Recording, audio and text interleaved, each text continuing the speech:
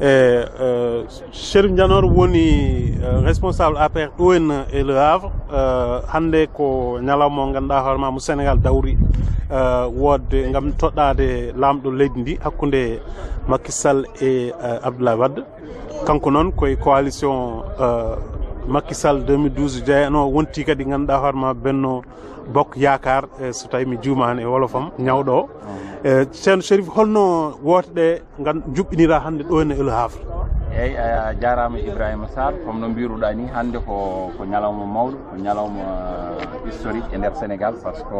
ko deuxiéme tour ko hande yimɓe cuɓɓoto gonono en président ani pour duuɓi joyyi ñalawma ɗo en pour l' instant ha saha hande am to jaraten ɗo ene rewi lawol yimɓe ɓe ne garda no poti ardude ne garde peewal c' est bien organisé yimɓe ne goto donc on banggue hay caɗele goto min ngalam eyyi hol guuri taariɗe ganduɗa hoorema poɗɗe arde wodde ɗo henna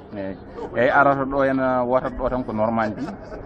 donc quand je dis norme somi haali haala Normandie jafoɗa pour faray mboɗo faami eyyi somi haali haala Normandie ko Elbeuf ko Rouen ko Caen ko Deauville Normandie fof Normandie naaɓe fof ko ɗo gotat eyyi a yiini karuji Elbeuf nanɗo henna yimɓe gaari garde keewal anani gaari pour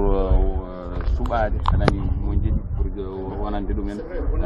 filde ɗum laamu président ɗo e duuɓi joyi garoji eyyi joni annene section mo gardiɗa o holko woni darde mon hen onon section holko desno ɗon holko woni ko toppirɗon hande ñande wote e nder bureau ji he eyyi minen darde amen ko no tubakoɓe mbirata ni tan wadde relever le défi de la participation donc min puɗɗima ɗum hakkude touruji ɗiɗi yaade yimɓeɓe yewtidde mumen haalande ɗumen holko woni devoir citoyen anani ko jomum foti wadde pour beele ene wawa kañumen foti suɓade anani gardantoɗo ɗumen leydi mumen donc min jeehe yimɓeɓe e wallude yimɓe kadi no gardi wotir anani e wadde organisé ɗo henna kala garɗo tirde kartal mumen ɗum noon hokkude ɗum information ngaji ɗi foti hebde pour beele ne wawa woode donc min mbaɗi min pindini min jewtini yimɓeɓe ko fate woote o no yimɓe poti darorade no yimɓe poti yarude donc minen ko ɗum woni hen dardamen min mbaɗi mobilisé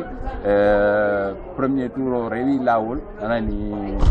so Allah min dañi ɗo henna victoire baɗɗo fayida min jiiɗi ko ngol ɗon kadi ko victoire o yo ɓuur jodde yo yimɓeɓe mbaɗ participé yo yimɓe gar ha keewa gara gotana momin cuuɓi o woni Macky Sall donc ko ɗum min ɗum woni dardamen hannde eyyi joni enen ceedima tour gadanode ari nde wote gaari foof yimɓe ne kuula seeɗa kono leydi Sénégal ɓiɓɓe muɗum kolliri kañumen woɗɓe jagguiri ɗum ko no ganduɗa hoorema no gueltelni ɓe mbiyata ɓe garat ɓe mbaɗa ko hajju mabɓe jaaha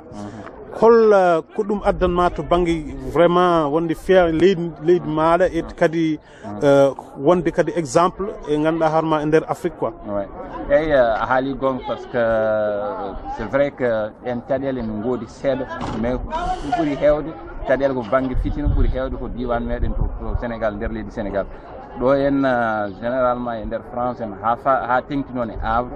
minen goto foof ne jogui parti muɗum kono hatta ami yimɓeɓe ne ndendi goɗɗum ko heewi ko wona politique mbaɗan ɗum min ko ɗo konmi e wuuro he ndendi ko heewi ko wona politique o anani Mamadou en nan ɗo en minen fof min gonɗo kamin jewta e bonne ambiance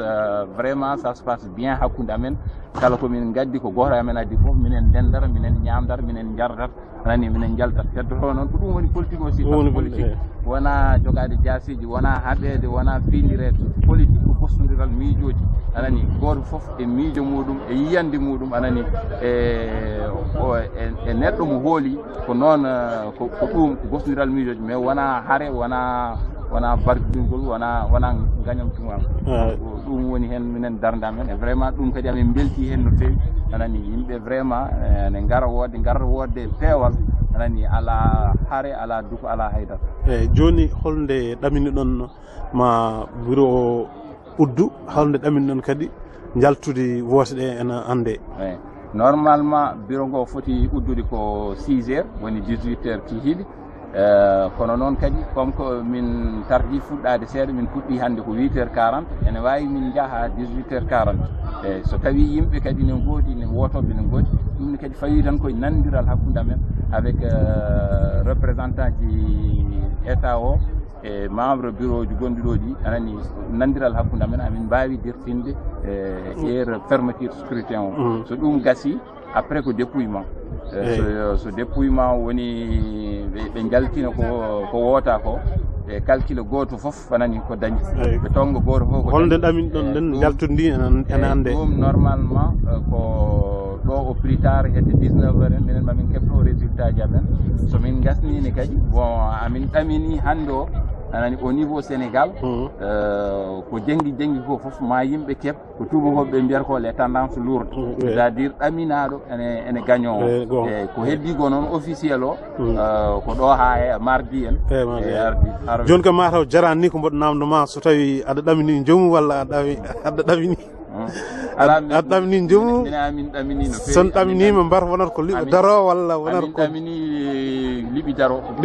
ɗum noon sen sérif liɓi daro pigal mawgol par ce que a haali ɗum ɗo joni anani minen hankkadi ni natti tan parti amen o natti tan landa amen o ko landaji kewɗi e candidat ji gonnoɗe e premier tour ɗi foof anani 13 candidat ji foof anani foof gondi koye makki anani donc minen kam amin jogui yakar anani so woto rewi lawol so mawɗo leydi ndi rewni wotoɓe lawol anani ko piggal bongal o heɓata ɗo hen joni mi wawa wasde namdade ma ngal ɗo namdal wonde en jii Guinée e nder lofu gadangu wote mabɓe kanko Alpha Condé o dañno ko 16 e nder temedere Cellou Dalein Diallo dañi 43 e nder temedere kadi garɗo tataɓo wi ko yo Cellou Dalein Diallo wotane holno joginoɗo 16 wontirta hawirta ɓeɗo yimɓe foof e beete on kulani ɗum kadi beete no wawi wonde to banggue Sénégal to so tawi en ƴeewi joni premier tour o banggue Sénégal hakke 60 e nder temedere ɓe gotananimo e ɓen 60 e joyo kañumen foof mbi anani e candidat ji wonnoɓe en ɓe mbi gotanta ko makki Guinée ko noon wanode eyyi ene ɗamina anani ene wawi ɓurde ɗo ni piggal ngal ɓuran ɗon par ce que Ablaye Wade hande o ko yimɓe jalte makko anani ko yimɓe natti anani yidde e yimɓeɓe aussi paami anani ko taguimo namdade oɗo manda ko normalement o alano droit anani o forci o alano droit ko taguimo namdade oɗo manda ko yidde tottude leydi ɗum woni leydi ndi jaɓata a haali ɗo haala Guinée mais min mbiyanmi tan kadi ko ciftinam yimɓe ko waɗi ko ɓooyani woni sara meɗen to Mali en mbi armée ƴeftiti toon pouvoir donc ko pourtant rentinde anani mawɗo leydi ndi anani so tawi o fiyama yo jaab oto wiɗo mo adda anani ko Bagbo wino ne waɗa nder Côte d'Ivoire Sénégal ko leydi jaam en jiiɗa musibbaji ko gonga yiiɗa leydi ndi joni oɗon hol feere eyyi hol feere jogui ɗon oɗon gandi kam no wiya pulaar no wiya saɗa liiɓa kakao liiɓ ɗum e dondi hol feere jogui ɗen gam liɓde dondi haw furɗo taw wawa hagde feere nde kay comme no mbirumami ni tan ko participation mawɗo il faut minen min mbaɗa mobilisation ko ɗum min daari ɗeɗo balɗe foof ko wadde mobilisé yimɓeɓe wonnoɓe ɓe gotano ɓe pour ha garam mbaɗa voté deuxième tour o beele victoire o ne leera ha wasa wadde guufa anani so ɗum ɓenni aussi faire nde min jogui ko par rapport e bureau de vote uji ɗi anani donc c'est une représentation yimɓe amen nana e bureau de vote uji ɗi wadde sécurisé anani woote gotaɗo so gasi tawi parti amen o ne wawa lande amen o ne wawa hebde résultat ji ɗi foof waɗa compilé taw hay goto wawa wujjude anani radio ji ɗi kadi nanɗo ko mbatte alerté radio ji ko mbatte ko ɗum min jogui pour l' instant ko heddi ko so tawi o salima résultat jaltuɗo hen laabi goɗɗi kadi ne goodi ɗi ganduɗa jomumen ne mbawi rewde ɗum noon ceerno Chérif a jarama jarama Ibrahima Sow jarama